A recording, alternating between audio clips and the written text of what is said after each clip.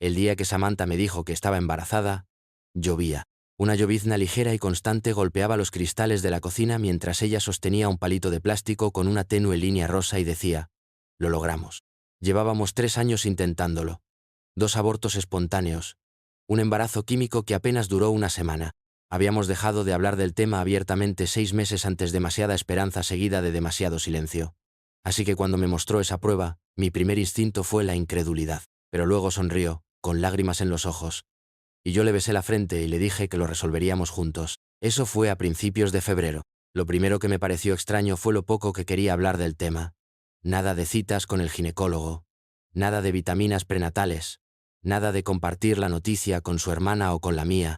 Cuando mencioné ir a ver al doctor Meyers, quien la atendió en el último embarazo, se quedó en silencio, removiendo el té con una precisión robótica. «No puedo volver allí», dijo finalmente. «Lo último, me remueve demasiadas cosas. Necesito tiempo». No insistí. Cada persona procesa el duelo a su manera. Tal vez esa era la suya. Pasaron semanas. Tocaba el tema con delicadeza, solo preguntando si quería que programara una cita, que la acompañara. Ella asentía, y luego decía: «Quizá la próxima semana», o «Aún no estoy lista». Dijo que había comprado un Doppler fetal en línea para escuchar el latido del bebé por su cuenta. Nunca lo vi. En el trabajo, le dije a mi jefe que tal vez necesitaría algo de flexibilidad en unos meses. «Samantha está embarazada», le dije. Me dio una palmada en el hombro. «Felicidades, amigo». Sonreí y le di las gracias, sintiéndome un impostor. Algo no encajaba. El secreto, la evasión, el hecho de que nunca, ni una sola vez, nos sentamos juntos a ver una imagen granulada en blanco y negro del bebé. Pero yo quería que fuera verdad.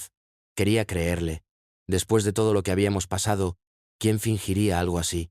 Lo atribuí a la ansiedad, al trauma, al miedo. Me dije que amar significaba confiar, así que guardé mis dudas para mí. Y esperé. Para abril, Samantha decía que tenía 4 meses.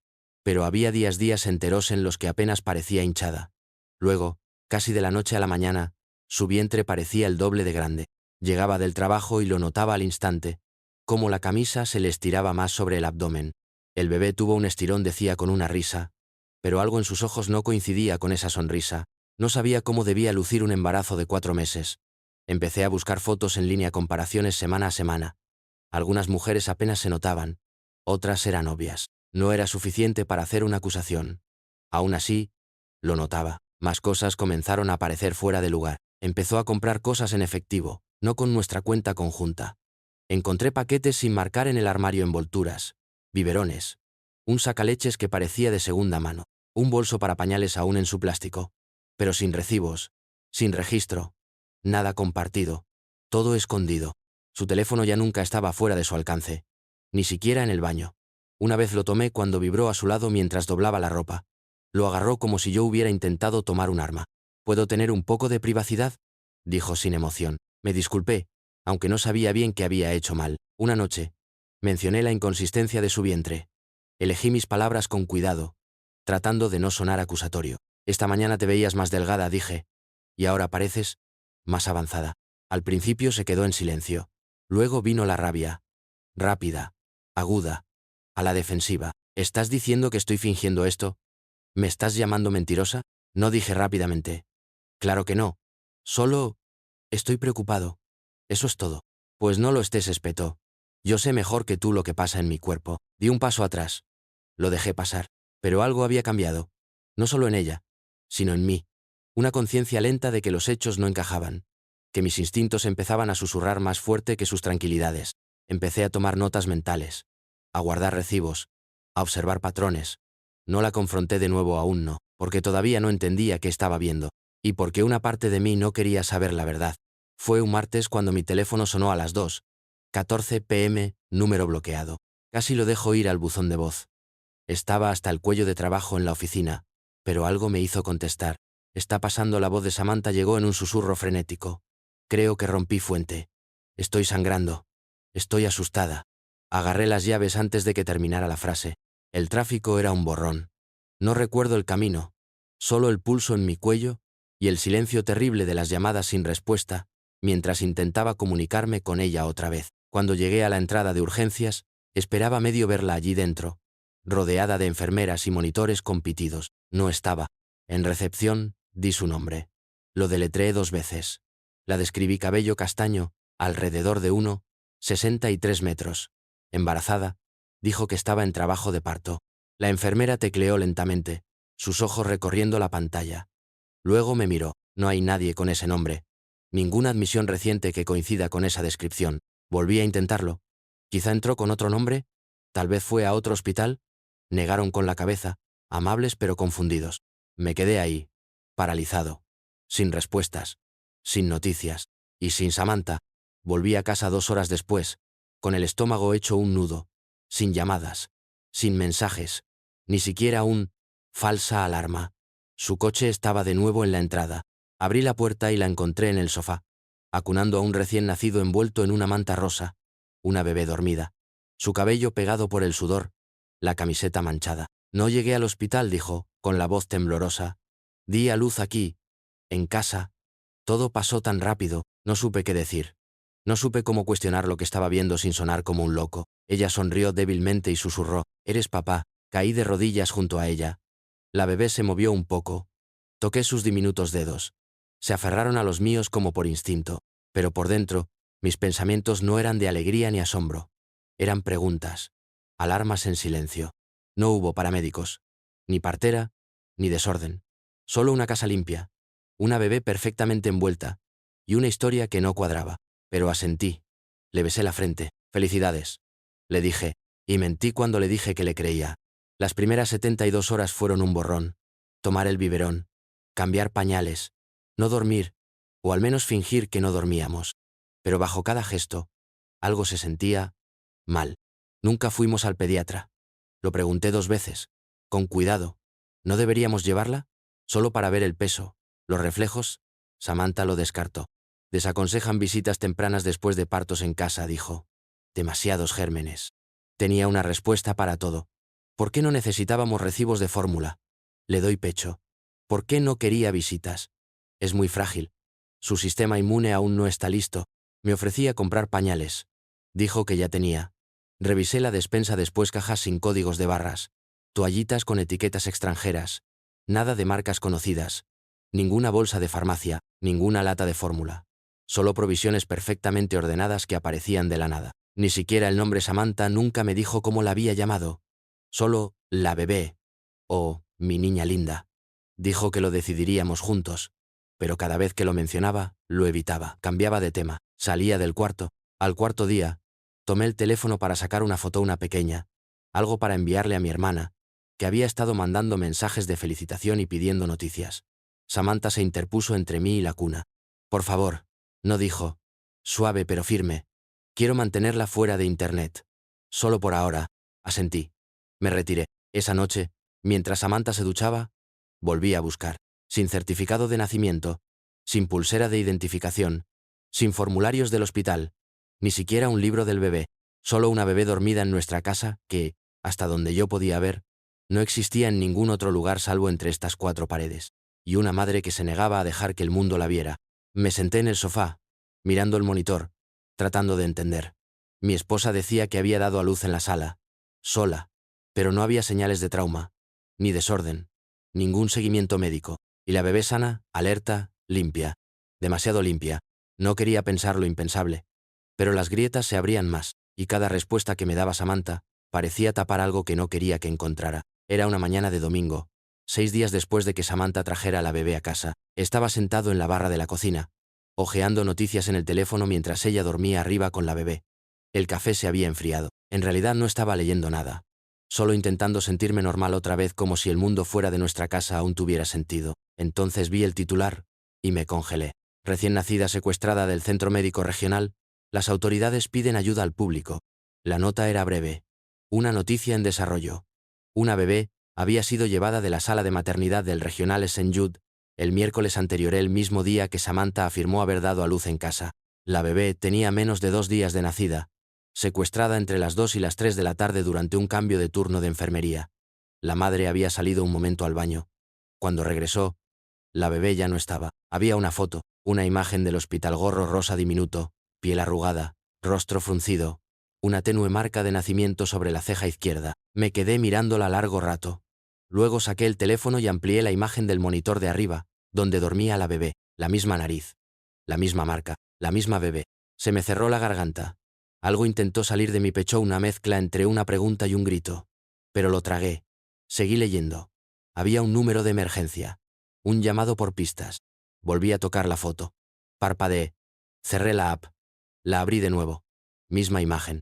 Los números coincidían. La historia encajaba. Lo imposible se volvió posible. Y luego se volvió real. Dejé el teléfono sobre la mesa con cuidado, como si fuera a explotar. Subí las escaleras. Escuché el suave shh de Samantha en la habitación, meciéndose en la mecedora, cantando nanas a una bebé que no era nuestra. Me quedé parado frente a la puerta, con el corazón retumbando. Ya no sentía que esta fuera nuestra casa. Era una escena del crimen. Esperé hasta después del anochecer. Acabábamos de cenar sobras de la noche anterior. Samantha estaba inusualmente alegre, tarareando mientras recogía los platos, como si la maternidad la hubiera convertido en alguien más liviana, más libre. Abrí la noticia en mi teléfono de nuevo y lo puse sobre la mesa, sin decir una palabra. Ella lo miró.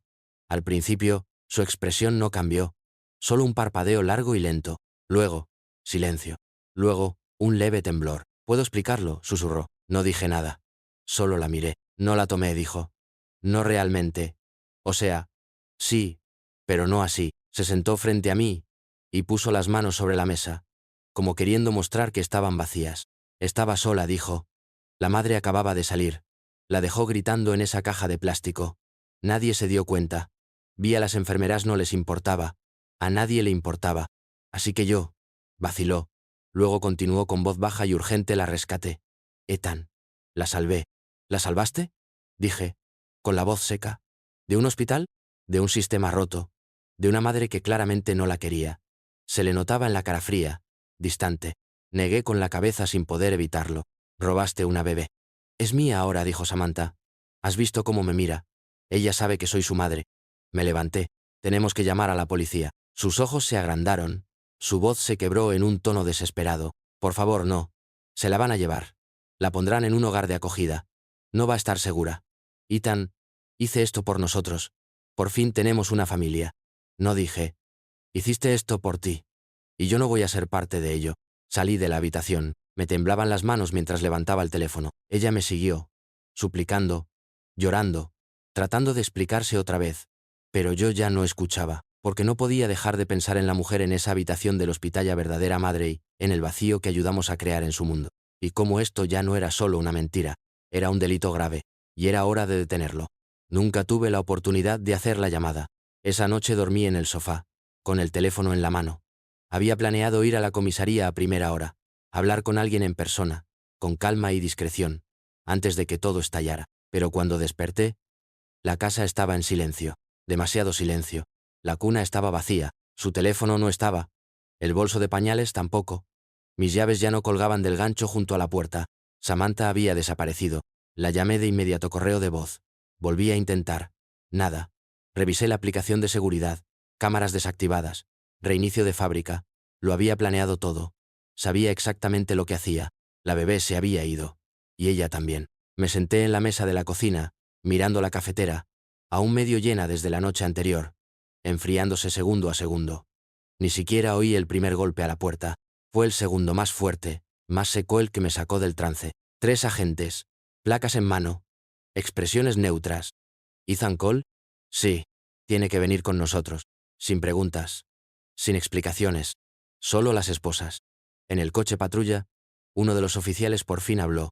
«Está siendo detenido en relación con el secuestro de una menor. Tiene derecho a guardar silencio». La sangre se me heló. «¿Qué?», logré decir. No, yo estaba a punto de denunciarlo. «Mi esposa Samantha, ella se llevó». «Ella ya habló con nosotros», dijo el agente, con tono cortante. «Dice que usted la obligó, que trajo a la bebé a casa y la amenazó si no cooperaba». Fue como un puñetazo en el pecho. Se me adelantó, y ahora estaba reescribiendo la historia. No dije nada más. No porque no quisiera, sino porque sabía cómo sonaría. Un esposo culpando a su esposa. Un hombre negando lo obvio. Miré la ciudad desdibujarse a través de la ventana del coche, la luz de la mañana extendiéndose por las aceras vacías, y comprendí algo que nunca pensé que tendría que enfrentar. Estaba a punto de ser acusado de robar a una niña que jamás pedí, y quien me había incriminado había compartido mi cama durante 6 años. Me ficharon bajo luces fluorescentes que zumbaban como avispas. Foto policial. Huellas dactilares. Una celda con un catre que olía a cloro y aliento viejo. Nadie explicó nada. Pedí un abogado. Dijeron que me asignarían uno en la audiencia. Me senté en una celda con dos hombres que no me hablaron. Uno miraba fijamente la pared, como si le debiera dinero. El otro dormía con la cabeza apoyada en los barrotes. Un oficial pasó y me entregó una copia de la denuncia. Sospechoso. Ethan Cole. Cargos. Secuestro. Privación ilegítima de la libertad. Poner en peligro el bienestar de un menor. El informe parecía un guión escrito por un extraño. Samantha había ido a la policía esa misma mañana. Dijo que traje a la bebé de la nada, que la convencí de que era una niña abandonada, y que la amenacé si no actuaba como madre. Dijo que cooperó por miedo. Que ahora, por fin, se estaba presentando para hacer lo correcto. No hubo preguntas de seguimiento. Ninguna verificación. Solo su palabra contra la mía. Y en ausencia de pruebas, su palabra ganó. Al mediodía, la prensa local ya tenía la historia. Hombre acusado de robar a una recién nacida y obligar a su esposa a encubrirlo. Usaron mi foto de LinkedIn yo con traje en la boda de mi hermana. Sonriendo como un hombre que creía en el orden y en la verdad. No parecía un criminal en esa imagen. Pero el titular me convirtió en uno. Los mensajes dejaron de llegar. Mi teléfono confiscado probablemente todavía vibrando en un cajón de evidencias. Lleno de mensajes que nunca llegaría a responder. Amigos. Compañeros de trabajo. Mi propia hermana. En silencio tras un solo mensaje de voz confundido. Mi empleador me puso en licencia indefinida sin goce de sueldo. A la espera del resultado del proceso legal. Lenguaje de recursos humanos. Frío. Distante. Como si no fuera mi vida desmoronándose, sino solo un trámite más. En la audiencia de imputación, el juez negó la fianza. Riesgo de fuga.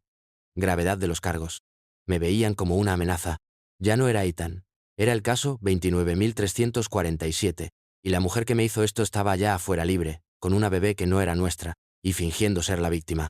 No había hablado con Maya en más de un año. Nos distanciamos después de la muerte de nuestra madre, demasiadas heridas antiguas, demasiados años evitando decir las cosas que debimos decir en voz alta. Ella llamó a Samantha fingida la primera vez que se conocieron, y Samantha nunca se lo perdonó. Aún así, sentado en la silla de plástico de la cárcel con el auricular presionado contra mi oreja, marqué su número de memoria. Contestó al tercer timbrazo. Hola. Dudé. Soy yo. Silencio. Ethan dijo finalmente. Con cautela. Yo no lo hice, dije. Lo que hayas escuchado. Yo no tomé a esa niña. Soltó un suspiro. No fue un jadeo, ni una reacción de incredulidad. Solo un suspiro, como si hubiera estado esperando esa llamada desde que salió la noticia. Lo sé, dijo. Su voz no sonaba a perdón. Pero tampoco sonaba a enojo. Hablamos durante 7 minutos. Lo suficiente para que pudiera explicarle lo que alcanzaba. Lo justo para no derrumbarme. Necesito ayuda, le dije. Hay algo mal en ella, Maya. Algo que no encaja. Tú siempre lo dijiste. Sí, respondió en voz baja. Lo dije. No hizo promesas. Solo dijo, voy a empezar a investigar. Maya había sido trabajadora social. 10 años en protección infantil. Sabía cómo navegar los registros. Cómo detectar patrones que otros pasaban por alto. Conocía gente. Conocía el sistema. Y también conocía a Samantha, de una forma que yo no quise aceptar.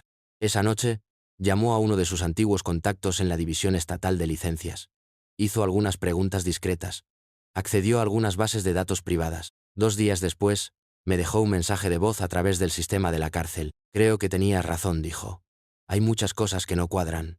Y apenas estoy empezando. Por primera vez desde que las esposas se cerraron sobre mis muñecas, sentí algo que no me había permitido sentir desde que todo esto comenzó. Esperanza. Maya no se detuvo con los registros. Localizó al exnovio de Samantha, Ryan Chen. El anterior a mí. Un tipo de finanzas de Portland. La relación no duró mucho. Maya lo encontró por LinkedIn. Él aceptó reunirse con ella en una cafetería. 2 pueblos más allá. Sí, dijo, revolviendo su bebida. Samantha me dijo que estaba embarazada. Maya solo escuchó. Tenía una prueba positiva. Me mostró una app en su teléfono donde seguía el tamaño del bebé. No me dejaba acompañarla al médico. Decía que le ponía nerviosa. Y un día, dijo que lo había perdido. Hizo una pausa. Pero nunca hubo visita al hospital, ni registros médicos. Solo una historia vaga y una semana sin ir al trabajo. Maya le preguntó si alguna vez había hablado sobre adopción, sobre querer tener hijos. Todo el tiempo dijo Ryan, como si fuera su identidad, pero siempre se sentía ensayado, falso.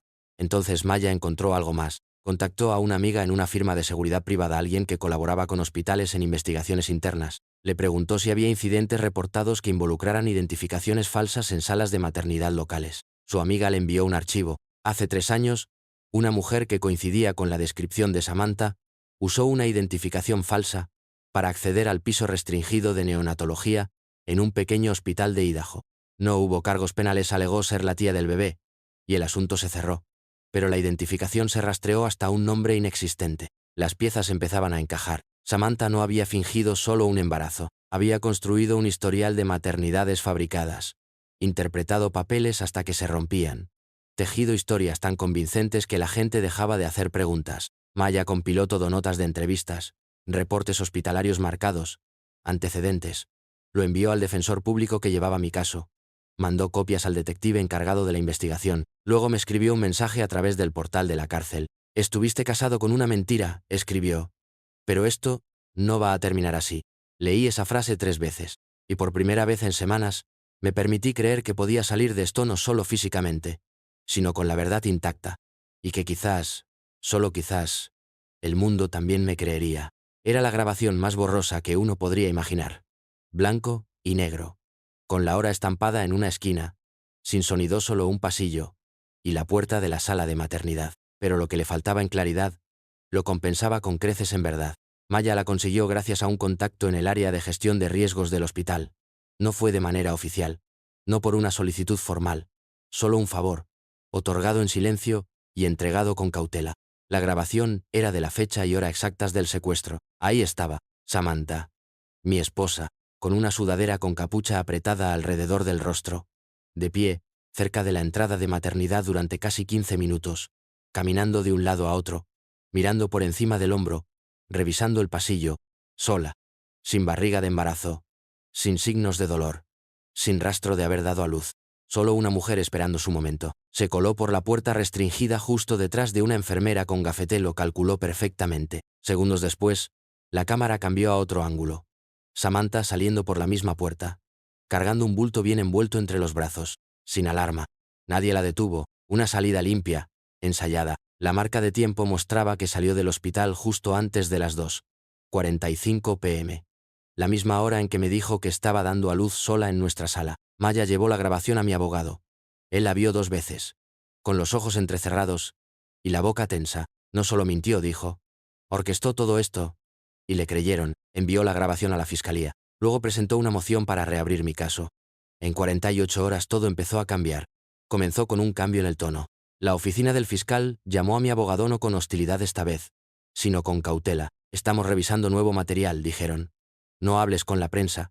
Nos pondremos en contacto». Para esa misma tarde, la historia empezaba a desmoronarse. Maya no había dejado de investigar. La madre biológica de la bebé, Emily Reyes, volvió a presentarse, insistiendo en que la habían desestimado demasiado rápido. Con ayuda de Maya, presentó una declaración escrita describiendo a Samantha como la mujer que vi en el pasillo justo antes de que mi bebé desapareciera. Combinado con la grabación, fue suficiente para obligar a reabrir el caso. Me asignaron una nueva abogada, una mujer llamada Talia Groves, incisiva y tenaz. Leyó el expediente, me miró a los ojos en nuestra primera reunión y dijo: «Vamos a sacarte de aquí». Al final de la semana, la fiscalía presentó una moción para anular los cargos. Fui liberado bajo palabra, a la espera de una desestimación total. El aire afuera de la cárcel se sentía delgado, casi demasiado limpio, como si aún no lo mereciera. Pero estaba libre, no absuelto, no exonerado, todavía no. Entonces llegó la llamada. Maya, con voz firme pero urgente, la encontraron. Samantha había reaparecido en otra ciudad, a 2 horas al norte. Se estaba quedando en un alquiler temporal bajo un nombre falso, haciéndose pasar por madre soltera. Había inscrito a la bebé aún sin nombre legal en un programa local de bienestar infantil y presentado documentos para solicitar ayuda temporal para cuidado de niños. Nadie lo cuestionó. Hasta que llegó una denuncia anónima. Otra vez Maya. Las autoridades la detuvieron discretamente.